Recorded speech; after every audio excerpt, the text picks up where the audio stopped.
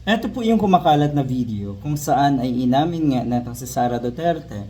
Malinaw to sa bibig mismo ng galing ni Sara Duterte, ang idolo ng mga DDS, na eto ko nung issue tungkol sa maleta ay nagsimula or alam na nila bago pa man daw sila maupo sa pwesto ni PBBM. Napakaliwanag po niyan. Ito ba ay katangahan ni Sara Duterte? O sadyang alam niya na ang pasimuno sa mga ganitong klaseng kalakaran ay ang kanyang ama?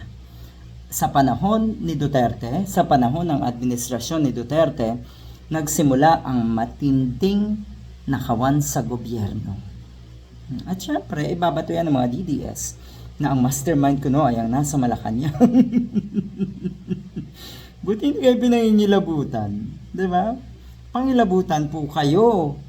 Dahil eto na nanggaling mismo kay Sara Duterte. Ulitin ko lang dahil ba eto sa katangahan ni Sara Duterte? O sadyang totoo yung mga sinasabi niya na nagmula pa noong panahon ng tatay niya yung mga kabalbalan at issue nga sa maleta, tungkol sa maleta. Or pareho. Pwedeng pareho. Ang sinasabi, malita delivery issue. Matagal na naming alam yan. Pagpasok pa lang daw nila ni PBBM bilang Vice President at President ng ating bansa. Alam na daw nila. May mga nangyayari na daw na pag-deliver ng maleta.